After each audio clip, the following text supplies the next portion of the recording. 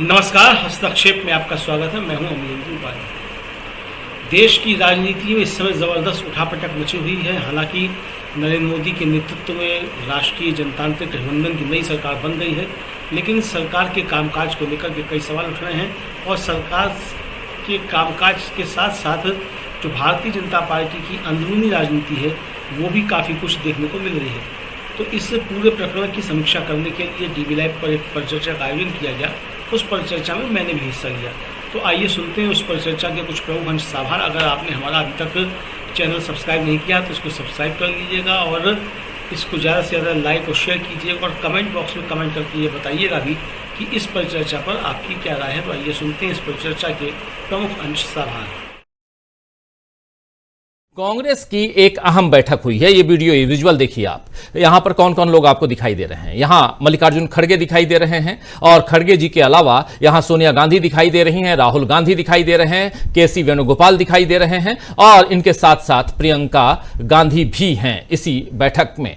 तो और भावी रणनीतियों पर, आगे की रणनीति क्या होनी चाहिए, इस पर कांग्रेस पार्टी ने इस बैठक में मल्लिकार्जुन खड़गे के घर पर बातचीत की है। यानी कि कुछ खास मुद्दों पर चर्चा हुई है और वो खास मुद्दे क्या क्या हैं। 3 प्रमुख मुद्दे हैं।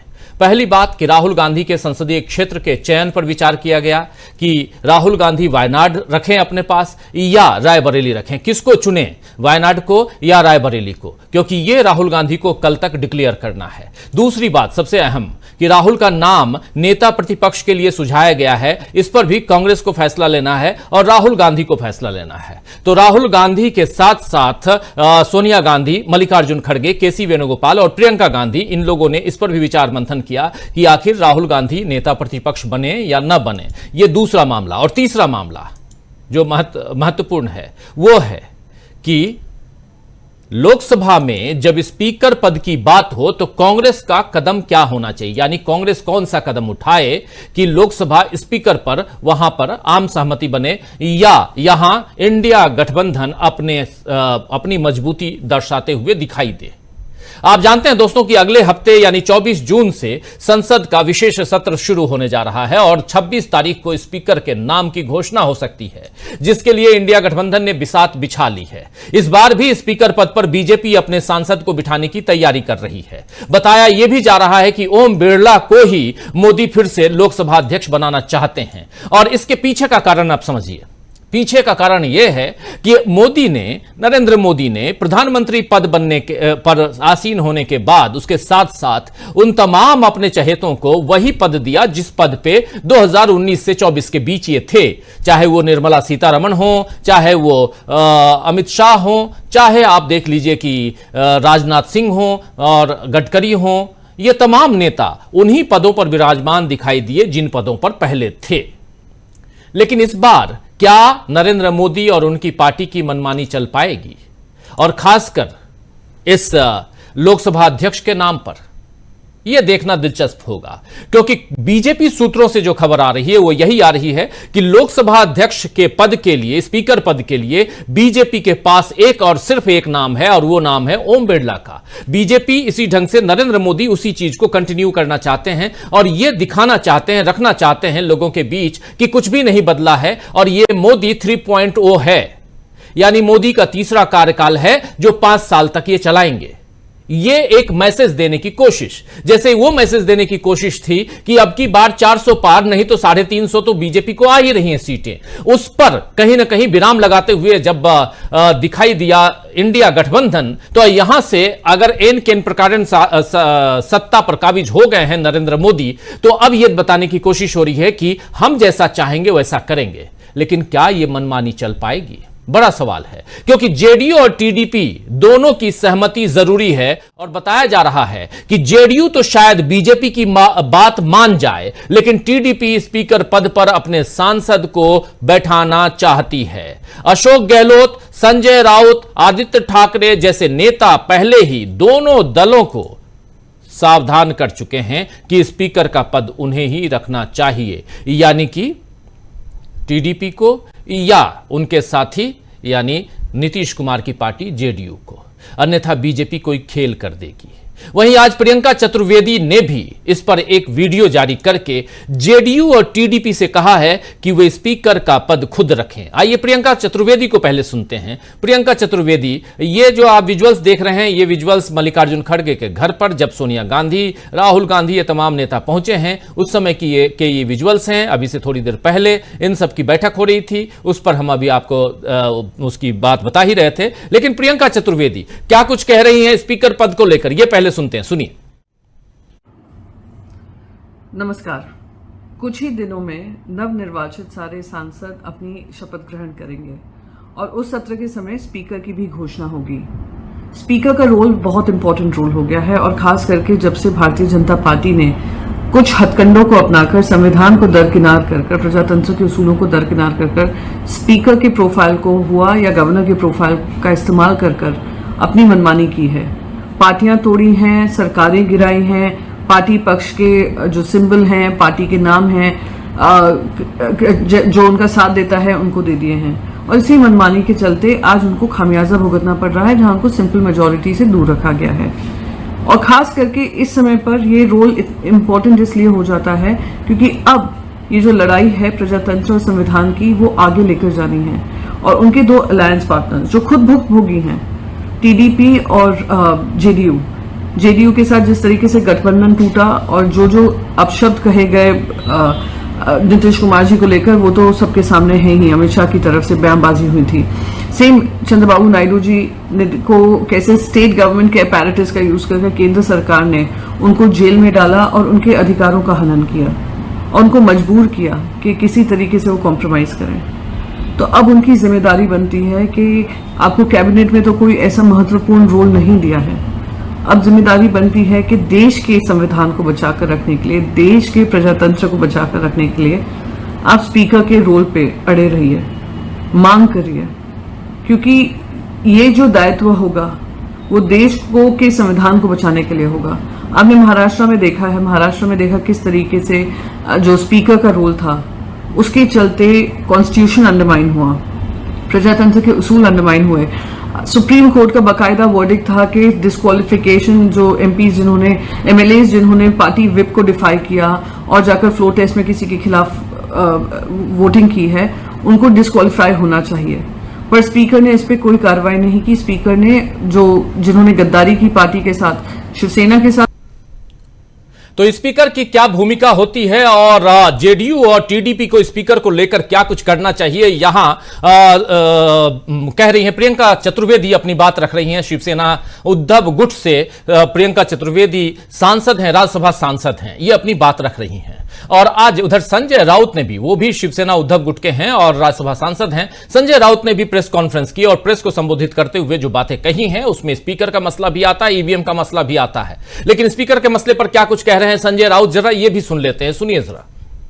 तो इंडिया गठबंधन उनका साथ देगा। आपको याद होगा कि अपने ही इसी चैनल पर संजय सिंह जो राज्यसभा सांसद हैं आम आदमी पार्टी के, उन्होंने जब इंटरव्यू दिया था तो उन्होंने भी आज से लगभग 10 दिन पहले कह दिया था कि चंद्रबाबू नायडू अगर चाहें तो इंडिया गठबंधन उनका साथ देगा अगर अपने कैंडिडेट को स्पीकर पद के लिए उतारते हैं।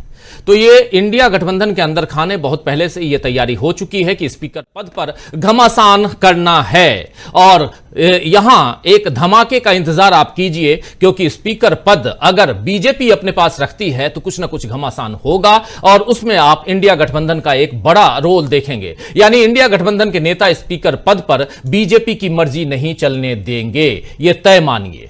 और इसके साथ ही इस बार डिप्टी स्पीकर की कुर्सी भी खाली नहीं रहेगी, यह भी तय है, क्योंकि इंडिया गठबंधन इस पर अपना दावा ठोक रहा है। और अगर बीजेपी ने इसमें गफलत की तो फिर स्पीकर पद के लिए भी इंडिया गठबंधन अपने सांसद को खड़ा करेगा, ऐसे कयास लग रहे हैं। कुल मिलाकर स्पीकर के मसले पर बीजेपी इस बार ऐसी घिर चुकी है कि उसके लिए बचाव करना मुश्किल हो रहा है। और वहीं ईवीएम के मुद्दे पर भी उसके संकट, यानी बीजेपी के जो संकट हैं, मुसीबत हैं, वो बढ़ रहे हैं। राहुल गांधी का आपने कल ट्वीट देखा था, कल राहुल गांधी ने ईवीएम पे ट्वीट किया था और आज फिर से एक ट्वीट करके चुनाव आयोग को लोकतंत्र और संविधान के लिए उसकी प्रतिबद्धताओं को याद दिलाई है। राहुल गांधी ने क्या कुछ कहा है राहुल गांधी ने ट्वीट में, अगर ट्वीट ला सकते हैं स्क्रीन पे तो ले आई, और बहुत महत्वपूर्ण है, आते हैं वो तो हम देखेंगे। राहुल गांधी ने साफ साफ लोकतंत्र की बात, आपने देखा था कल कि ईवीएम पर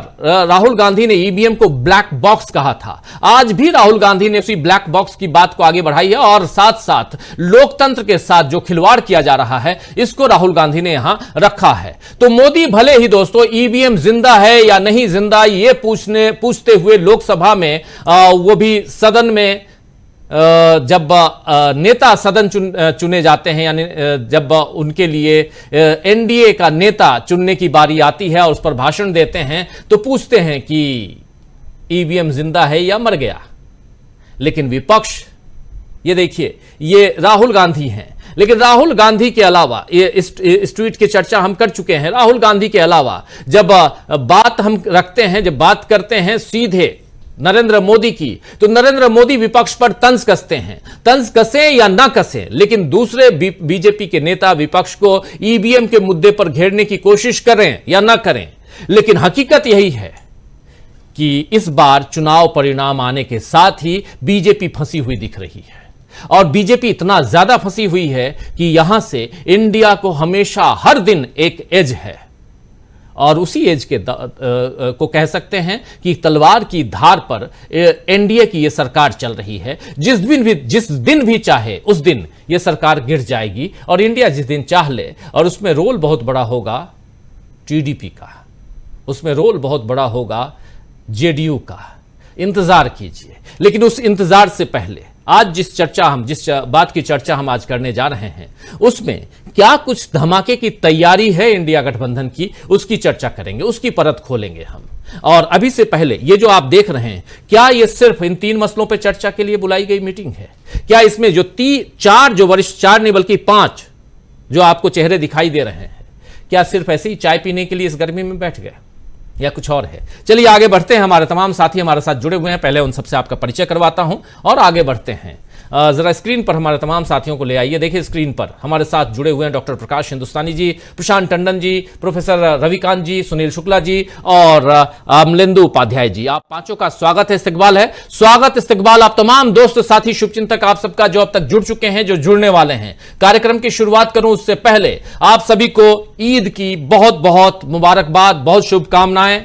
और कई लोग आज त्योहार के रंग में हैं, लेकिन उसके साथ साथ अगर थोड़ी बहुत फुर्सत है तो इस कार्यक्रम को जरूर देखिए, भले बाद में देखिए, और अपने विचार कमेंट बॉक्स में जरूर लिखिए। सीधा आना चाहता हूं प्रोफेसर रविकांत जी आपके पास। प्रोफेसर रविकांत जी, क्या इंडिया गठबंधन और उसमें भी आज अचानक जो बैठक बुलाई गई कांग्रेस की, इस बैठक से कुछ निकल के आते हुए दिखाई देता है?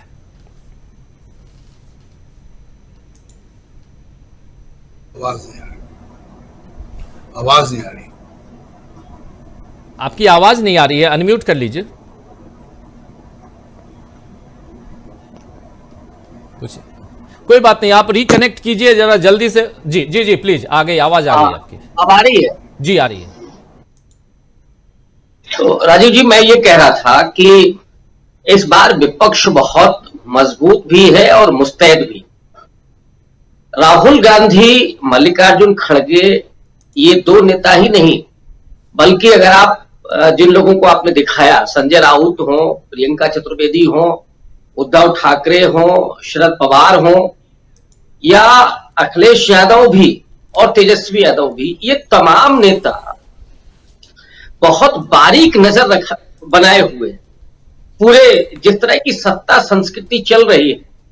और आज आप देखिए कि एक बड़ी रेल दुर्घटना हुई जी, लेकिन रेल मंत्री की कोई जिम्मेदारी नहीं, कोई इस्तीफे नहीं होते हैं सरकार में, लोग मरते हैं तो मरे, कोई चिंता नहीं है इनको। हाँ, वो रेल जरूर आ जाएगी कुछ समय के बाद जी।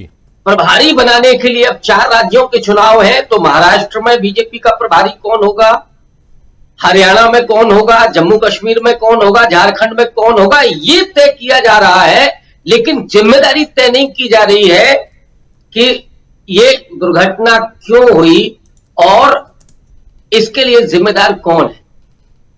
ये तो सत्ता संस्कृति की स्थिति है, लेकिन नरेंद्र मोदी अगर ये गफलत में है कि इस बार विपक्ष मजबूत नहीं है, विपक्ष नहीं लड़ेगा, तो ये वो राहुल गांधी नहीं है। राहुल गांधी भारत जोड़ो यात्रा के बाद, भारत जोड़ो न्याय यात्रा के बाद लोगों के बीच में जिस तरह से उनकी विश्वसनीयता बनी है, जिसको लाखों करोड़ रुपया लगा करके बर्बाद किया गया था। ऐसा नहीं है कि राहुल गांधी पहले ऐसे नहीं थे, वो बुनियादी रूप से वही थे, लेकिन गोदी मीडिया के जरिए, आईटी सेल के जरिए जो छवि खराब की गई थी उसे राहुल गांधी ने एकदम खत्म कर दिया है। जी, बात चल रही है कि Rahul Gandhi leader of opposition हो, और इससे जितना विपक्ष उत्साहित होगा उससे ज्यादा डर तो सत्ता पक्ष में होगा। आमने सामने कहीं नरेंद्र मोदी जो भाग जाते हैं जब राहुल गांधी बोलते हैं, लीडर ऑफ अपोजिशन के सामने तो आपको जवाब भी देना पड़ेगा। और राहुल गांधी न तो कहीं कोई कंप्रोमाइज करते हैं न कहीं छोड़ते हैं, भले ही आपको जो करना है। देखिए कितने सारे केस लगे हुए हैं राहुल गांधी पर। इस तरह की राजनीति कभी आपने देखी? और हम में से बहुत सारे वरिष्ठ पत्रकार भी हैं जिन्होंने लंबी राजनीति को देखा होगा, उतना मैंने नहीं देखा, लेकिन इस तरह की कभी सत्ता संस्कृति, इस तरह की कभी राजनीति नहीं रही।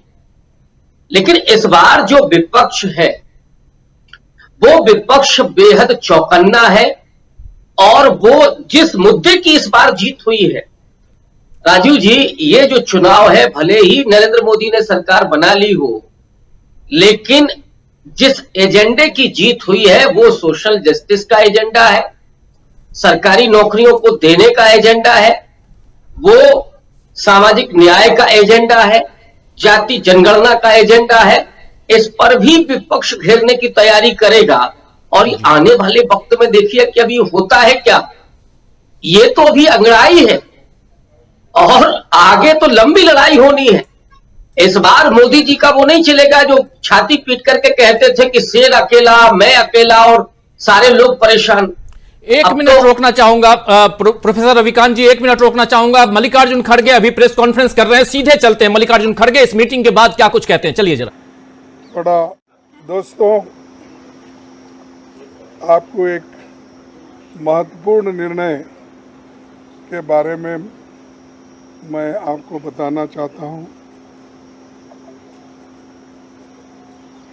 हमारे नेता राहुल गांधी जी 2 जगह से चुन के आए हैं। कानून के तहत उनको एक सीट वेकेट करना पड़ता है और एक सीट पे वो कंटिन्यू कर सकते हैं। और वो कल लास्ट डेट रहने की वजह से आज हम बैठ के सभी ने, पार्टी ने ये तय कर दिया कि राहुल गांधी जी अपना रायबरेली का सीट रखना चाहिए, क्योंकि रायबरेली के पहले से भी उनके बहुत नज़दीक है। उस फैमिली के साथ बड़ा जुड़ाव है वहाँ से, और पीढ़ियों से वहाँ पर वो लड़ते आए हैं। इसीलिए वहाँ के लोगों का भी कहना है और पार्टी के लोगों का भी कहना है कि पार्टी के लिए ये अच्छा होगा कि रायबरेली सीट वो रिटेन करे। और इससे महत्वपूर्ण जो है, जो वायनाड सीट पे वो लड़े हैं, वहाँ के लोगों का प्यार भी उनको मिला है। वहाँ के लोग भी यही चाहते हैं कि राहुल जी वायनाड सीट पे वो रिटेन कर दे। लेकिन कानून क्या हो गया, कानून इसके लिए इजाज़त नहीं देती। इसीलिए वो बड़े दुख के साथ, बड़े सोच समझ के हमने तय किया कि वायनाड से खाली सीट पे प्रियंका जी लड़ना चाहिए और इसीलिए हम पार्टी के ओर से और मेरे ओर से उनको धन्यवाद देता हूं कि हमारी बात को उन्होंने रखी है और माना है दोनों ने।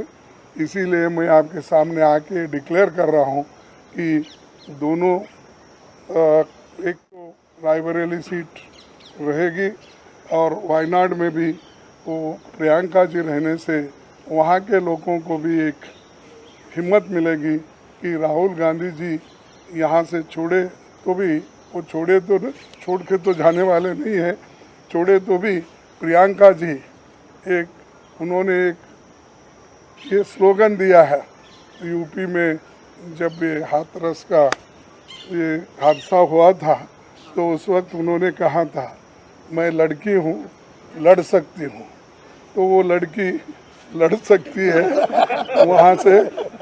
और हमारे पार्टी की तरफ से मैं उनको धन्यवाद देता हूँ क्योंकि बहुत कठिनाई में भी उन्होंने हमारा साथ दिया और मैं बहुत ही उनका आभारी भी हूँ क्योंकि उन्होंने इतनी कोशिश करके एक तो उत्तर प्रदेश में बहुत सी जीत दिलाई, दूसरे जगह जो हम खोए हुए सीट थे अमेठी उसको पुनर्जीत उन्होंने किया और राहुल जी के सीट पे भी उन्होंने बहुत मेहनत की और वो भी हमको जिताए। तो जीत बहुत उनके हाथ में है, इसीलिए ये दोनों काम हम करने जा रहे हैं और आप सबको धन्यवाद।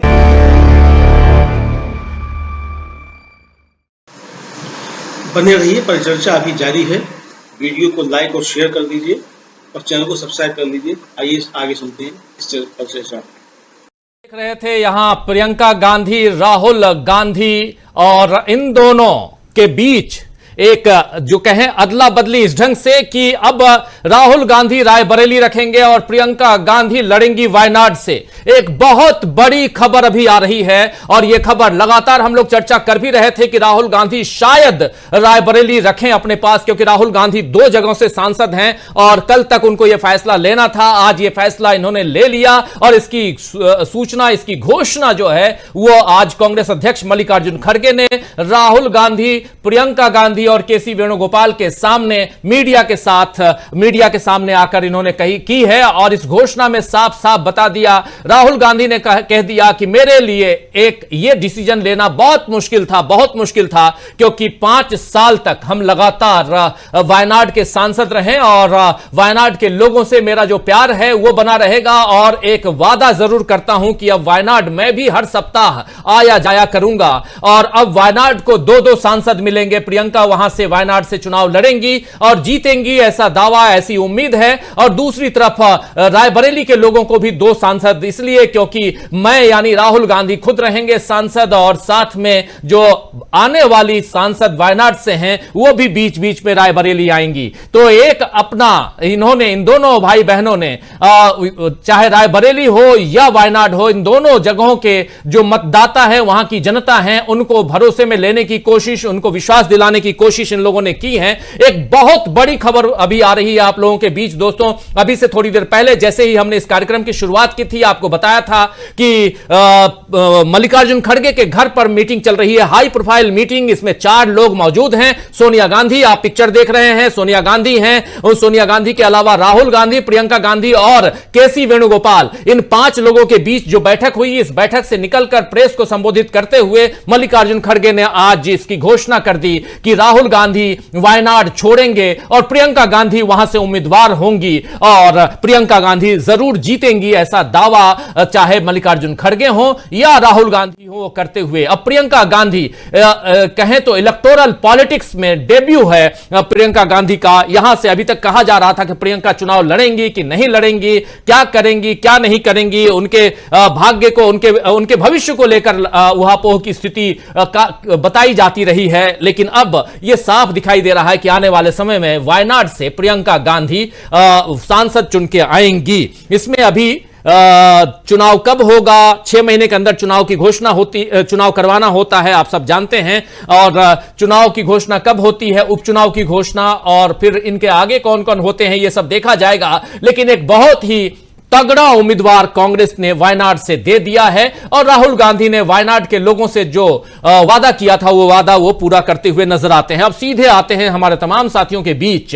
देखिए, इस वक्त हमारे साथ 5 वरिष्ठ साथी जुड़े हुए हैं। प्रोफेसर रविकांत जी अपनी बात रख रहे थे, तभी ये ब्रेकिंग खबर आई जो हम सीधे आप लोगों तक लेके आ रहे थे। प्रोफेसर रविकांत जी, सबसे पहले आपकी प्रतिक्रिया, और तमाम हमारे साथी इन सबके बीच भी जाते हैं, और जो साथी बाद में जुड़े हैं आप सबको एक बार फिर से इस्तकबाल आप सबका करता हूं, स्वागत करता हूं और ईद मुबारक कहता हूं। आप सबको बहुत बहुत शुभकामनाएं। चलते हैं, आगे बढ़ते हैं। प्रोफेसर रविकांत जी, क्या कहेंगे इस पर, पहली प्रतिक्रिया। राजीव जी, देखिए, कांग्रेस का ये जो निर्णय है वो बहुत स्वागत योग्य है और बहुत सधा हुआ निर्णय है। वायनाड सीट से प्रियंका गांधी के लिए कोई चैलेंज नहीं होगा, नंबर 1। नंबर 2, रायबरेली से राहुल गांधी ने जो चुनाव लड़ा, यहाँ की जनता की जिस तरह की प्रत्याशाएं थी, जो अपेक्षाएं थी, उनको वो दरकिनार नहीं कर सकते थे। वायनाड में ऑलरेडी वो 5 साल दे चुके हैं, लेकिन प्यार उनका दोनों तरफ है, लोग उनको बराबर चाहते थे, तो प्रियंका को वहां भेजा जा रहा है। और निश्चित रूप से उत्तर और दक्षिण दोनों ही क्षेत्रों की राजनीति को साधने का एक बहुत बड़ा ये प्रयास है। दूसरी महत्वपूर्ण बात कि प्रियंका गांधी, मुझे लगता है कि करीब 15 साल के बाद चुनाव लड़ने जा रही है। लंबे समय से वो राजनीति में काम कर रही हैं। भारतीय जनता पार्टी और उसके जो आईटी सेल, ये सब जो बराबर कहते हैं कि साहब ये परिवारवाद की राजनीति है, उन्हें ये समझना होगा कि यहां तो इतने लंबे संघर्ष के बाद डेब्यू करने का मौका मिल रहा है। प्रियंका गांधी लगातार चुनाव में काम करती रही, लगातार संगठन में काम करती रही, लेकिन उन्हें अब जाकर के कहीं चुनाव लड़ने का मौका मिला है। लेकिन खैर, वो तो अपना आरोप लगाते ही रहेंगे।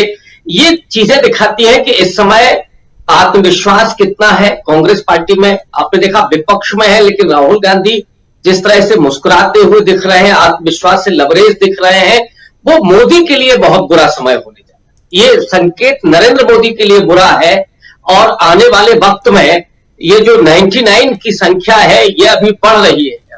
बहुत सारे लोग तो आ ही चुके हैं, 2-3 लोग शायद आ चुके हैं। 3 लोग वायनाड सीट भी कांग्रेस के पास ही रहेगी, और आने वाले समय में जो चैलेंज है नरेंद्र मोदी के लिए, वो कम नहीं पड़ने वाला है, क्योंकि राहुल गांधी लगातार घेरेंगे। अब आप ये भी नहीं कह सकते हैं कि वो चुनाव के बाद कहीं बाहर निकल गए हैं। मोदी जी भले ही इटली का दौरा करके आ गए, थोड़ा वहां G7 में था नहीं भारत, फिर भी वो गए, लेकिन राहुल गांधी कहीं नहीं गए। राहुल गांधी यही है। राहुल गांधी की पूरी पार्टी नीट के सवाल पर नौजवानों के साथ खड़ी हुई थी। हर मुद्दे के साथ लगातार कांग्रेस पार्टी सक्रिय है, और एक बड़ी चुनौती भारतीय जनता पार्टी के बन रही है। और मुझे लगता है कि आरएसएस के 100वें साल में जो इनका मंसूबा था, उस मंसूबे को तो इस देश के दलित, पिछड़ों, अल्पसंख्यकों ने खारिज ही कर दिया, आदिवासियों ने भी। और अब जो राजनीति है, वो मुझे लगता है कि एक नए भारत की तरफ, और वो भारत जो स्वाधीनता आंदोलन के दरमियान बना था, उसकी तरफ मुड़ रही है। और ये इस देश के लोगों के लिए बेहतर होगा, इस देश के भविष्य के लिए अच्छा होगा, और इस देश की जो अपनी संस्कृति रही है, बहुल संस्कृति, उसके लिए भी अच्छा होगा। जी राजीव, बिल्कुल बिल्कुल। अब वायनाड और रायबरेली दोनों को 2-2 सांसद, ये कह रहे थे राहुल गांधी भी, और ये बात कह रहे थे मल्लिकार्जुन खड़गे भी। राहुल गांधी ने दावे के साथ कहा कि वायनाड को और रायबरेली को 2-2 सांसद मिलेंगे, और चाहे उधर राहुल प्रियंका, इधर भी प्रियंका राहुल। और यहां से एक राजनीति, और यहां पर यह तो साफ दिखाई देता है कि एक सीट और बढ़ने वाली है कांग्रेस पार्टी की। प्रशांत टंडन जी, जल्दी से आपकी प्रतिक्रिया चाहूंगा, क्या कुछ इस पे कहेंगे? इसकी चर्चा खूब होती रही कि राहुल कहां से चुनाव लड़ेंगे, और आज इसकी घोषणा कर दी गई। कैसे देखा जाए इस खबर को, और कैसे यहां से आगे की रणनीतियों को, इंडिया गठबंधन को कैसे देखा जाए? देखिए, पहली इसमें जो सबसे बड़ी खबर जो मुझे दिखाई दे रही है, वो ये कि प्रियंका गांधी का संसदीय पारी शुरू हो रही है, और वो क्योंकि अच्छी वक्ता है और लोकसभा में वो जोरदार अपनी पारी शुरुआत करेंगी वहां से जीत कर आने के बाद। अब लोकसभा में तो एक संख्या बढ़ेगी ही, विपक्ष की आवाज जो है वो बढ़ेगी। देखिए, प्रियंका गांधी, राहुल गांधी, मल्लिकार्जुन खड़गे, ये ऐसे लोग हैं, अखिलेश यादव, ये ऐसे लोग हैं जो कई एमपीज के बराबर की ताकत रखते हैं लोकसभा के अंदर, अकेले होने के बावजूद। महुआ मोइत्रा, ऐसे तमाम सारे नाम हैं जी, जो कि बहुत अच्छे वक्ता हैं और ये काफी असरदार होंगे। पहली बात तो एक तो ये बड़ा फैसला है, जैसा आपने कहा कि राहुल गांधी को करना ही था, एक सीट छोड़नी थी, और कल ही उन्होंने लोकसभा सेक्रेटरीट से इसकी जांच पड़ताल कर ली थी कि कैसे क्या प्रक्रिया वगैरह क्या है। अब यहाँ से राजनीति जो है कुछ और, अब लोकसभा का सत्र होगा तो मेरे ख्याल से अब ये उपचुनाव जब भी होगा तो विंटर सेशन में प्रियंका गांधी लोकसभा में दिखाई देंगी। तो ये एक बड़ा सरदर्द बीजेपी नहीं, अभी मानसून सेशन है, मानसून सेशन है, मानसून सेशन है। इस बीच अगर जुलाई चुनाव हो जुलाई गए, एंड से मानसून, उसकी घोषणा भी हो चुकी है, मैं डेट अभी भूल रहा हूं, लेकिन जुलाई एंड से है, जुलाई एंड से 15 अगस्त तक, उससे पहले तक 13-14 अगर उपचुनाव अगर इलेक्शन कमीशन तुरंत करवा देगा हाँ, अगले एक आध महीने में, तब तो वरना वो विंटर सेशन में ही आएंगे। लेकिन जो लौटते हैं राजीव जी, जो राजनीति का माहौल चल रहा है इस देश में, तो एक आध बात उस पर, अब तो ये फैसला हो गया, ये फैसला होना ही था। प्रियंका गांधी के बारे में जरूर एक संशय था कि वो तैयार होती कि नहीं होती है, तो वो राजी हो गई, अच्छी बात है, कांग्रेस के लिए अच्छी बात है। वो सीट अब परिवार के पास रहेगी। तो 3 सीटें हैं इनके पास, अमेठी, रायबरेली और वायनाड, तो ये सफल होती रहेगी।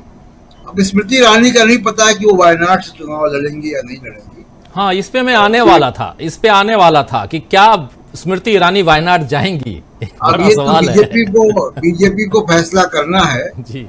कि वो वायनाड से वो वहां से लड़ती है कि नहीं लड़ती है। मेरे ख्याल से लड़ना चाहिए, उनको चुनौती देनी चाहिए। स्पीकर के पोस्ट को लेकर राजीव जी बहुत अभी आप चर्चा कर रहे थे, स्पीकर के पोस्ट को लेकर अब अगली जो चुनौती है मोदी सरकार के सामने, वो जो 2-3 बड़ी चुनौतियां वो स्पीकर के पोस्ट को लेकर। आपने कहा कि ओम बिरला को कंटिन्यू करना चाहते हैं, बिल्कुल सही बात है। और अभी राजनाथ सिंह के घर में एक बैठक हुई थी, वहां ओम बिरला भी मौजूद थे। कल उन्होंने प्रेस कॉन्फ्रेंस भी बुलाई थी, लेकिन उस प्रेस कॉन्फ्रेंस में वो बातें नहीं की जिसके लिए बुलाई थी, कुछ और वो बातें करते दिखाई दिए।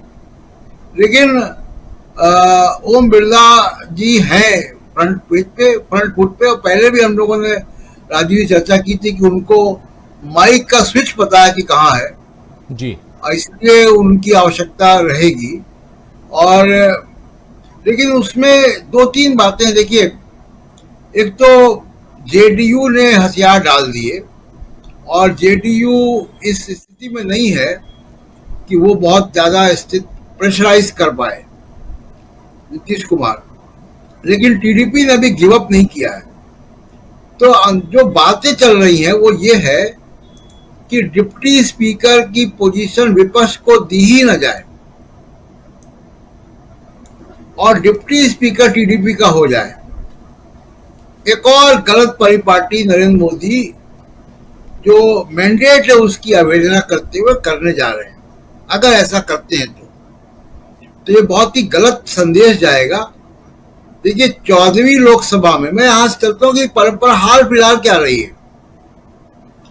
14वीं लोकसभा में जब मनमोहन सिंह, यूपीए का पहला टर्म, मनमोहन सिंह थे, तो अकाली दल जो बीजेपी का सहयोगी दल था उस वक्त, अकाली दल के चरणजीत सिंह अटवाल डिप्टी स्पीकर थे। वाजपेयी जी के समय पीएम सईद थे, लंबे समय तक डिप्टी स्पीकर रहे। 15वीं यूपीए 2 की सरकार में मनमोहन सिंह की, बीजेपी के करिया मुंडा डिप्टी स्पीकर थे। लेकिन नरेंद्र मोदी जब आए पहली बार प्रधानमंत्री बन के 2014 में, तो तो इन्होंने अपने सहयोगी दल का डिप्टी स्पीकर बनाया पी थम्बीदुरई को, जो AIADMK के थे। परंपरा ये रही है कि डिप्टी स्पीकर पोस्ट विपक्ष को दी जाती है। वो TDP को विपक्ष के खाते में डालकर वो करना चाहते हैं। अब इस पे क्या TDP राजी होगी, क्या TDP स्पीकर का पद छोड़ देगी? अभी प्रियंका चतुर्वेदी जी कह रही थी और तमाम लोग, हम सब जानते हैं कि अगर स्पीकर का पोस्ट उनके पास नहीं रहा तो नीतीश कुमार और चंद्रबाबू नायडू के साथ वही होगा जो महाराष्ट्र के स्पीकर ने किया। ओम बिरला जी तो एक्टिव होके काम करते हैं ना।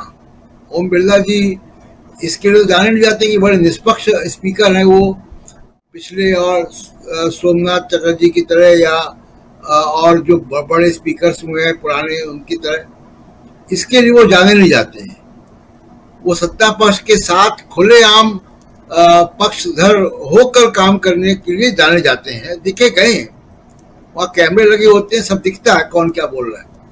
तो एक ये जो परेशानी है, ये अगर नरेंद्र मोदी ऐसा करते हैं जी, तो वो सदन को सुचारू रूप से चलने देने में बाधा क्रिएट करेंगे, अविश्वास पैदा होगा। एक अविश्वास उन्होंने पहले ही पैदा कर दिया कि किरण रिजिजू को पार्लियामेंट्री अफेयर्स मिनिस्टर बना दिया। अब किरण रिजिजू विपक्ष के साथ थोड़ा फ्लोर मैनेजमेंट चाहते हैं, संबंध अच्छे चाहते हैं, तो वो मल्लिकार्जुन खड़गे जी के पास गए। चेयरपर्सन तो सोनिया गांधी है पार्लियामेंट्री पार्टी की, उनके पास वो नहीं गए क्योंकि उन्होंने अपने बयानों से, अपने राजनीति से इतना ज्यादा कड़वाहट पैदा कर दी है और अभी भी वो ट्विटर के माध्यम से, सोशल मीडिया के माध्यम से भी उस कड़वाहट में कोई कमी रखना नहीं चाहते। तो ये सब संकेत ऐसे जा रहे हैं कि नरेंद्र मोदी उस मैंडेट का रिस्पेक्ट नहीं कर रहे जो इनको जनता ने संदेश दिया। जनता ने सुप्रीम लीडर को रिजेक्ट कर दिया है कि इस देश को सुप्रीम लीडर नहीं चाहिए। वो भले ही आप कैबिनेट के मंत्री वही रख के आप संदेश देते रहे, लेकिन जनता ने ये फैसला नहीं किया है। प्रशांत जी, इस पे आते हैं, इस पे और हम थोड़ा चर्चा और गंभीरता से करना चाहेंगे। थोड़ा सा आते हैं, पहले हमारे और साथियों से जरा ले लेता हूं प्रतिक्रिया, एक प्रतिक्रिया चाहता हूं। प्रियंका गांधी के नाम की जो घोषणा हुई है, इसके क्या मायने हैं? यहां से कांग्रेस आगे की किस रणनीति से आगे बढ़ना चाहती है? जो अभी आप कह रहे थे कि सदन के अंदर अब न सिर्फ राहुल गांधी होंगे, न सिर्फ अखिलेश यादव होंगे, न सिर्फ अभिषेक बनर्जी होंगे, न सिर्फ महुआ मोइत्रा होंगी, बल्कि अब प्रियंका गांधी भी जैसे जीत के आती हैं तो वो भी अगले 6 महीने में दिखाई देंगी। प्रियंका गांधी तक, यानी एक ऐसे लोकसभा को हम देखने जा रहे हैं बहुत दिनों बाद, जो काफी दबदबे के साथ, यानी कि विपक्ष काफी मजबूती के साथ यहां नजर आएगा। प्रियंका गांधी के नाम की घोषणा के क्या मायने यहां रखे जाएं, निकाले जाएं? सुनील शुक्ला जी, जरा आपके पास आना चाहता हूं, फिर सेकेंड राउंड में जल्दी से आप सबके बीच आएंगे और स्पीकर पद को लेकर के जो बात यहां कह रहे थे प्रशांत टंडन जी, उस बात को आगे बढ़ाएंगे हम। जरा प्रियंका गांधी के नाम की घोषणा, कांग्रेस की रणनीति, राहुल गांधी का वायनाड छोड़ना, इसके क्या मायने हैं? सुनील शुक्ला जी। धन्यवाद राजीव जी। प्रियंका गांधी की उम्मीदवारी वायनाड से ये बहुत ही शानदार निर्णय है, बहुत तार्किक निर्णय है और पार्टी को की जो मौजूदगी है केरल में उसको और ताकत देने वाला निर्णय है। वायनाड, रायबरेली और अमेठी, यह देश के वो संसदीय क्षेत्र हैं जहां पे कांग्रेस के साथ साथ इस गांधी परिवार का एक संबंध है। मैं व्यक्तिगत तौर पे हमेशा से मानता रहा हूं कि रायबरेली सीट को ही राहुल गांधी रिटेन करेंगे। उसके मैं 2 कारण मानता था कि एक तो राहुल गांधी की उम्मीदवारी की, राहुल गांधी को लेकर सीट छोड़ते समय सोनिया गांधी को रायबरेली की जनता के नाम लिखी गई चिट्ठी, और चुनाव प्रचार के दौरान उन्होंने जब ये कहा कि मैं अपने बेटे को आपको सौंप रही हूं और जिस तरीके से आपने पूरे परिवार का ख्याल रखा है, आप मेरे बेटे का भी ख्याल रखेंगे जी। तो यह मेरा अपना मानना था कि जो बॉन्डिंग, जो व्यक्तिगत बॉन्डिंग, जो एक संबंध डेवलप किया कांग्रेस और के प्रथम परिवार ने, उसको बढ़ाते रहने के लिए और उसको बनाए रखने के लिए, यह रायबरेली से कोई ऐसा नहीं कि आज का संबंध है इस परिवार का, ये लगातार वहां से सीट जीतते रहे और लोगों ने उनको बड़ा जबरदस्त उनको जन समर्थन भी दिया। एक बार 1977 को अगर छोड़ दिया जाए तो शायद ही कभी गांधी नेहरू परिवार का कोई उम्मीदवार वहां से हारा हो। वही स्थिति रायबरेली की अमेठी की भी है। अमेठी से लगातार लोग जीतते रहे हैं। एक बार संजय सिंह को अगर बात की छोड़ दिया जाए, उसमें गांधी नेहरू परिवार का कोई व्यक्ति नहीं था, और राहुल गांधी का 2019 का चुनाव, ये 2 सीटें। और वायनाड जाकर के राहुल गांधी ने आज के कांग्रेस के नेताओं के लिए, कांग्रेस पार्टी के लिए एक बड़ा जनाधार तैयार किया जी। जिस तरीके से एक मजबूत जीत मिली वायनाड में इस बार भी 2024 के चुनाव में, उस समय जब सीपीआई के एक मजबूत नेता की पत्नी वहां उम्मीदवार थी, जो स्वयं भी बहुत लोकप्रिय है, बावजूद इसके लोगों ने वहां पे राहुल गांधी को अपना उम्मीदवार चुना। तो मैं व्यक्तिगत रूप से मेरा मत रहा है कि अगर राहुल गांधी छोड़ेंगे वायनाड और वहां से प्रियंका गांधी को ही लड़ना होगा। लोग बार बार करुणाकरण जी के बेटे का नाम ले रहे थे, जो कि चुनाव लड़ रहे थे गोपी जी के, सुरेश गोपी के खिलाफ, लेकिन मैं व्यक्तिगत रूप से मानता था कि वहां पे प्रियंका गांधी ही लड़ेंगी, क्योंकि एक संसदीय क्षेत्र के साथ जो आपका रिलेशन डेवलप हो जाता है, एक व्यक्तिगत रिलेशन जो डेवलप हो जाता है, परिवार का जो संबंध डेवलप हो जाता है, उसको तोड़ पाना बड़ा मुश्किल होता है। वो आप और अगर आप अपने संपर्क बनाए रखते हैं तो हमेशा हमेशा के लिए संपर्क हो जाता है जी।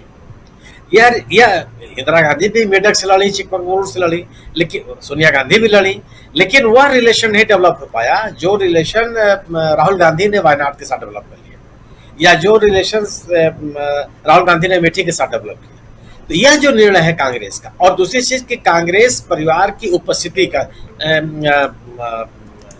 वायनाड में जो आगे की स्थिति बनेगी, माने जो केरल राज्य में यूडीएफ की मौजूदगी का जो सवाल है वो पूरी तरह से मजबूत होगा, माने कांग्रेस को फायदा होगा उससे, और कांग्रेस ये संदेश देने में सफल रहेगी कि राहुल गांधी के इस्तीफा देने का मतलब मौका परस्ती नहीं है, बल्कि अपनी सगी बहन को या परिवार के केंद्रीय नेतृत्व में से किसी एक व्यक्ति को मैदान में उतारना है।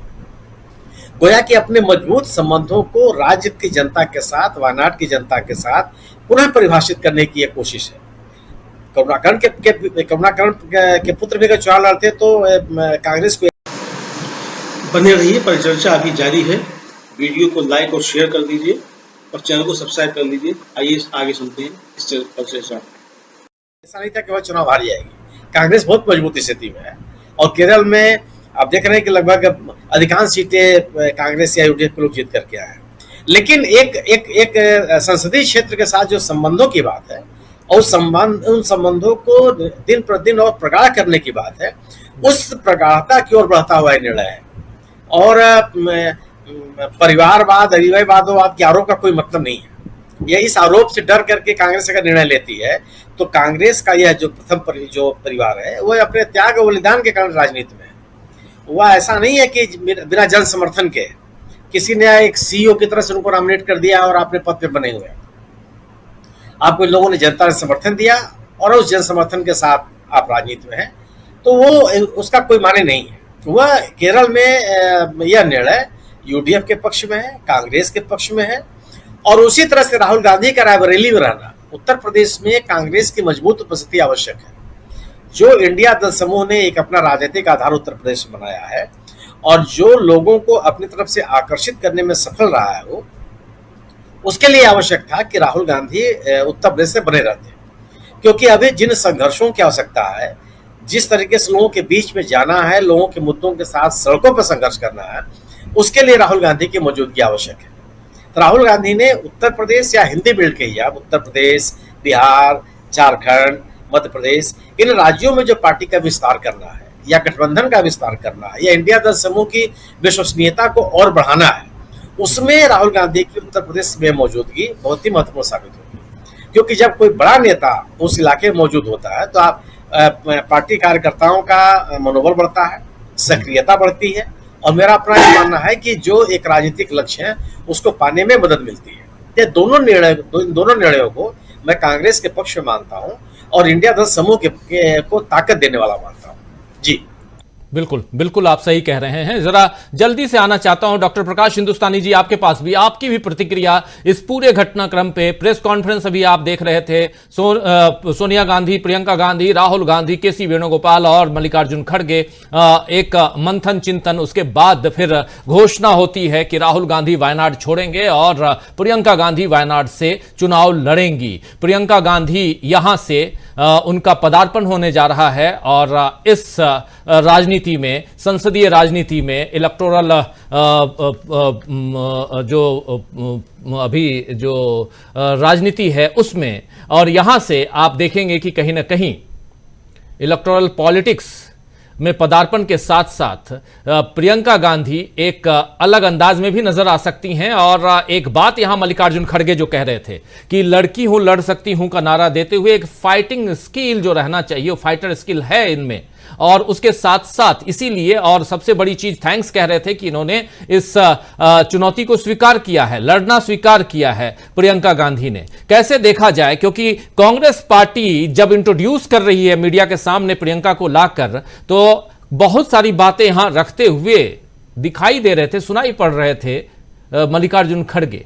कैसे देखा जाए इसको, और क्या यहां से हम ये माने कि इंडिया गठबंधन के साथ साथ, मतलब कांग्रेस जो सबसे बड़ी पार्टी है, एक मजबूत इरादे के साथ इस 18वीं लोकसभा में उतरी हुई दिखाई देती है? राजीव जी, 18वीं लोकसभा में एक और प्रखर सांसद रहेगा, एक और प्रखर सांसद की मौजूदगी होगी जो तर्कपूर्ण तरीके से सरकार से निपटेगी। सरकार की गलत नीतियों का विरोध करने वाली एक मजबूत नेता आएगी अब वायनाड से। अब तक ये तय नहीं था कि कौन आएगा, और यह भी तय हो गया कि उत्तर प्रदेश कांग्रेस नहीं छोड़ेगी, राहुल गांधी नहीं छोड़ेंगे। अगर राहुल गांधी उत्तर प्रदेश में रहते हैं तो ये तय मानिए कि बीजेपी की उत्तर प्रदेश में अच्छी स्थिति नहीं होने वाली है। तो राहुल की मौजूदगी उत्तर प्रदेश में बहुत जरूरी थी। सभी मानते हैं कि उत्तर प्रदेश जिसका, दिल्ली उसकी, और उसी क्रम में ये फैसला बहुत अच्छा है। कई दिनों से गहमा गहमी थी कि क्या प्रियंका लड़ेंगी, प्रियंका लड़ेंगी, प्रियंका को मनाने की बातें थी, कार्यकर्ता मांग कर रहे थे कि प्रियंका जी आप चुनाव लड़िए। अंततः वे मानी, यही बड़ी बात है। आप देखिए अतीत में किस तरह से कांग्रेस के कई नेता, नेहरू परिवार के कई लोग थे जो राजनीति में आने के लिए इच्छुक नहीं थे, लेकिन कार्यकर्ताओं की मांग पर और देश की जरूरत के हिसाब से उन्हें मैदान में आना पड़ा, राजनीति में आना पड़ा। राहुल गांधी खुद भी कहां राजनीति में आना चाहते थे। तो बहुत सारी बातें ऐसी है जो लोग नहीं आना चाहते, लेकिन सही दौर है। और अब देखने वाली बात होगी जो अभी आपने कुछ देर पहले कही कि क्या स्मृति ईरानी जाएंगी वायनाड। मेरे ख्याल से तो इतनी हिम्मत उनमें नहीं होगी, और बीजेपी भी नहीं चाहेगी कि स्मृति ईरानी फिर अपनी भद पिटवाए, पहले काफी भद उनकी हो चुकी है। अब प्रियंका गांधी के संसद में जाने से गांधी परिवार के लोग होंगे, लेकिन आप देखिए ऐसे ही काबिल लोगों की संख्या बढ़ेगी संसद में जो बहुत ही प्रखर है, मुखर है, और इससे देश की राजनीति बदलेगी। इससे महिलाओं के हितों की बात करने वाली एक और प्रखर सांसद होगी। उत्तर प्रदेश हिंदी भाषी सांसद होगी जो दक्षिण भारत से जीत कर आएगी। तो बहुत सारी बातें होने वाली है। मूल बात यह है कि जो आक्षेप लगाने वाले हैं बीजेपी के लोग वो लगाएंगे, लेकिन अब उनके पास आक्षेप लगाने के अलावा कोई चारा है नहीं। मेरे ख्याल से बहुत ही तर्कपूर्ण फैसला है और सही फैसला है। और प्रियंका गांधी की तैयारी, वे अगर पिछले चुनाव में आती तो बेहतर होता, लेकिन एक चुनाव बाद सही वे आ रही हैं। प्रियंका गांधी की भाषण देने की कला, रणनीति की कला, इन सबको इस देश ने देखा है कि वो किस तरह रणनीति बनाकर काम करती हैं, संगठन के लिए काम करती हैं, और कभी भी वे पद के पीछे नहीं है। दोनों भाई बहनों की बात देखिए, वो पद के पीछे नहीं है, वरना 2004 में या 2009 में प्रधानमंत्री बनना उनके लिए बहुत मुश्किल काम नहीं था। तो पद के पीछे से हटना, पद का लालच नहीं होना बहुत बड़ी बात है। एक तरफ स्मृति ईरानी को लोग याद करेंगे, उनके अहंकार को याद करेंगे, जो चुनाव हारने के बाद भी मंत्री बन गई थी और अहंकार से भरी बैठी थी, और दूसरी तरफ लोग प्रियंका को देखिए, विनम्र है, जिन्होंने अपने पिता के हत्यारों को, एक तरफ एक वो पार्टी है जो बदला लेने की सोचती है, दूसरी तरफ वो परिवार है जो एक हत्यारे को भी माफ करने को तैयार है, और हत्यारीन भी वो जिसने उनके परिवार के मुख्य अभिभावक की हत्या की। तो ये उदारता, राजनीति में उदारता आएगी, सक्रियता आएगी, राजनीति का स्तर सुधरेगा, ये अपेक्षा मुझे है। राजीव जी जी बिल्कुल बिल्कुल। प्रियंका गांधी का वायनाड से उतरना और यहां से राहुल गांधी ने जो वायनाड को वचन दिया था कि हम यहां आपके लिए, मतलब चाहे वायनाड हो या रायबरेली हो, ये बात साफ साफ राहुल गांधी के ने जो अभी तक कही है कि दोनों मेरे लिए इंपॉर्टेंट है, उस इंपॉर्टेंस को यहां पर राहुल गांधी ने रखा है और शायद इसीलिए परिवार के किसी सदस्य को यहां वायनाड से लड़वाया जा रहा है, ये साफ दिखाई देता है। यानी ये नहीं है कि किसी को भी उतार दिया गया। क्या ऐसा माना जाए अमलेंदु उपाध्याय जी? निश्चित तौर पर राजीव जी, एक तो यहाँ दो चीजें मुझको दिख रही है। एक तो प्रियंका गांधी का लंबा राजनीतिक संघर्ष है, लगभग 25 वर्ष से ज्यादा का। अगर मुझे ठीक से ध्यान पड़ता है तो 1999 के चुनाव से वो लगातार मतलब सक्रिय है। तो अब जाकर के अगर वो संसदीय राजनीति में उतर रही है तो ये ऐसा नहीं है कि साथ में मुफ्त में सेट में तो मिल गया है। 25 साल उन्होंने पर्दे के पीछे रह करके काम किया है और तब जाकर के जो संसदीय राजनीति में उतर रही है।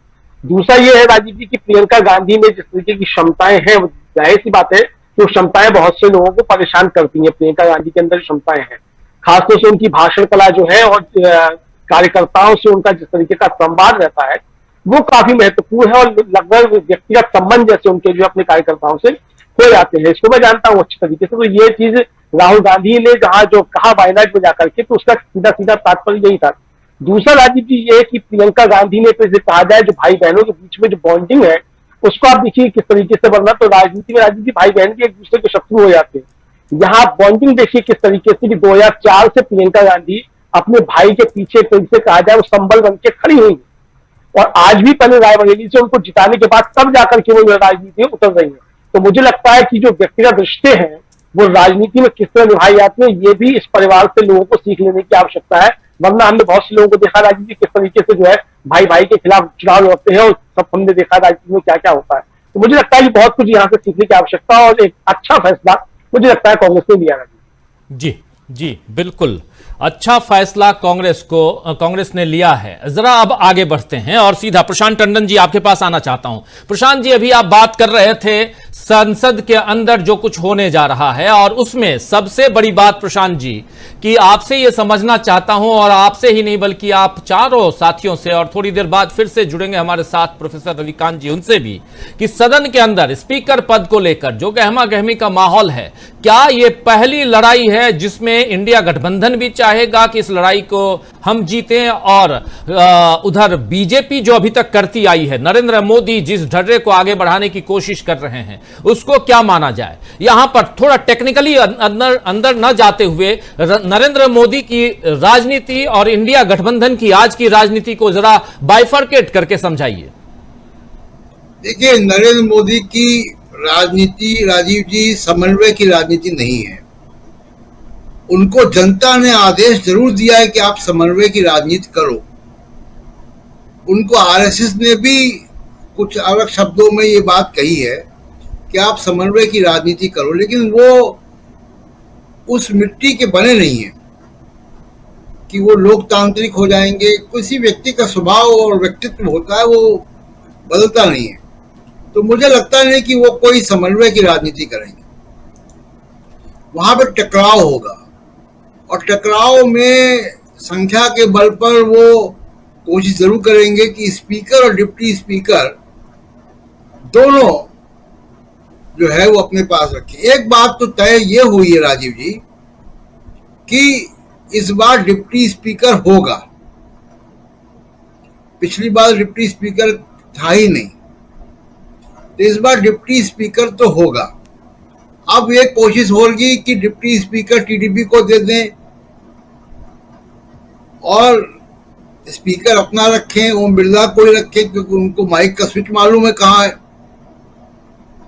ये संभावना हो सकती है, लेकिन क्या इस पर टीडीपी राजी होगा, ये एक बड़ा सवाल है। जो कि टीडीपी का कैंडिडेट अगर आता है तो, लेकिन डिप्टी स्पीकर वो टीडीपी को दें या कांग्रेस या विपक्ष को ऑफर करें, इन सब के बावजूद भी विपक्ष को, इंडिया गठबंधन को स्पीकर की पोस्ट के लिए अपना कैंडिडेट उतारना चाहिए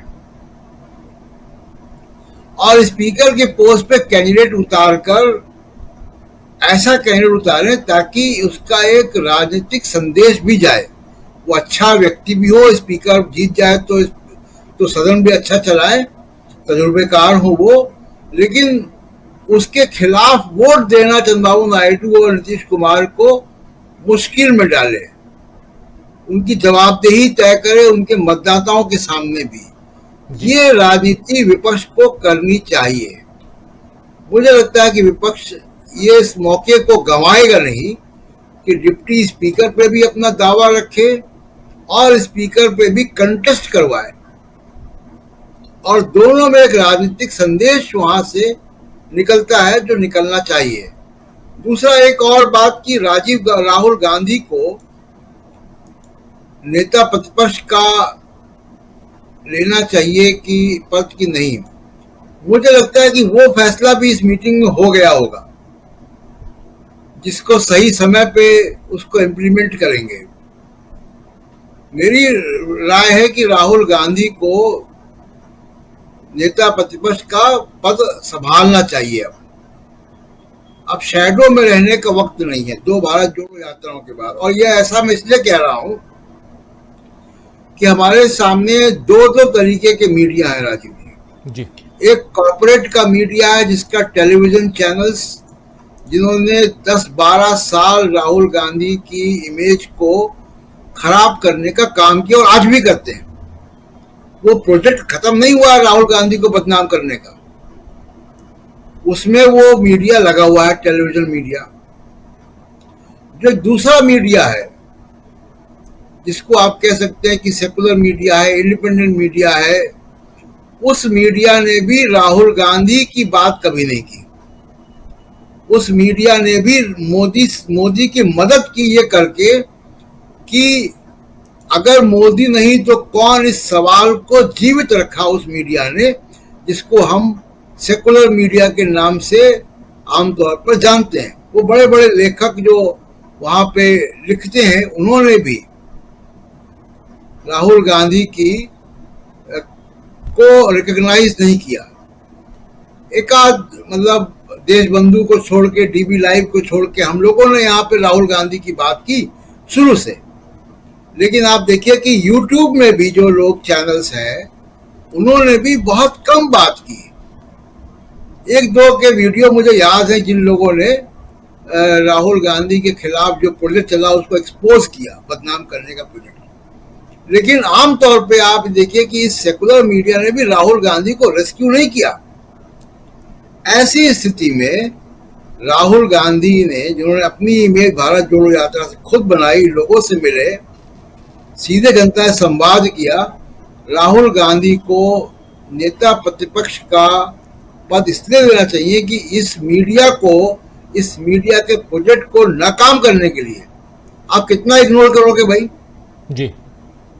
मैं सबके नाम लेना नहीं जानता हूं, लेकिन नहीं लेना चाहता हूं, लेकिन लोग समझ रहे हैं कि मैं किन की बात कर रहा हूं कि इन लोगों ने राहुल गांधी को बुरी तरीके से जो है वो इग्नोर किया। तो नेता प्रतिपक्ष का भी पद लेना चाहिए राहुल गांधी को और स्पीकर, डिप्टी स्पीकर पर कंटेस्ट करना चाहिए। बिल्कुल आप सही कह रहे हैं कि हो सकता है कि इस चर्चा में यह बात भी आई होगी कि नेता प्रतिपक्ष का पद राहुल गांधी को लेना है या नहीं लेना है, क्योंकि 3 मसले यहां पर इंपॉर्टेंट थे।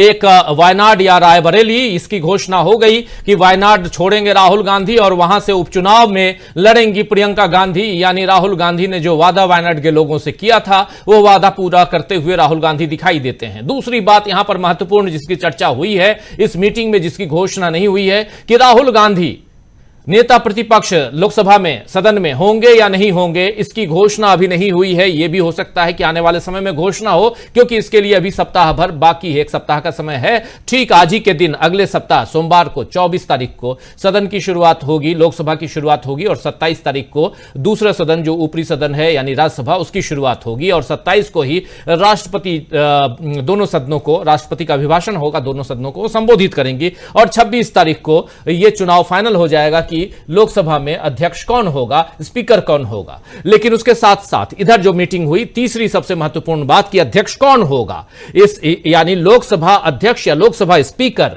यहां पर कांग्रेस पार्टी और इंडिया गठबंधन की क्या भूमिका होगी। 3 लोगों के बयान आपके सामने, हम जब शुरुआत कर रहे थे तो आपके सामने हमने रखे थे। पहला बयान था प्रियंका चतुर्वेदी का, दूसरा बयान था संजय राउत का, और तीसरा बयान जो मैं बताया था वो कि संजय सिंह, आम आदमी पार्टी से राज्यसभा सांसद, उन्होंने हमारे ही चैनल पे इंटरव्यू में आज से 10 दिन पहले कहा था कि हम ये चाहेंगे कि चंद्रबाबू नायडू अपने कैंडिडेट को उतारें, और चंद्रबाबू नायडू के कैंडिडेट को अगर बीजेपी उसका समर्थन नहीं करती है तो इंडिया गठबंधन समर्थन करेगा। क्या कारण है कि आज 10 दिन 15 दिन बाद वही बात प्रियंका चतुर्वेदी भी कह रही हैं, वही बात संजय राउत भी कह रहे हैं। इसका मतलब है कि इंडिया गठबंधन के अंदर इस विषय पर, इस मसले पर चर्चा हो चुकी है।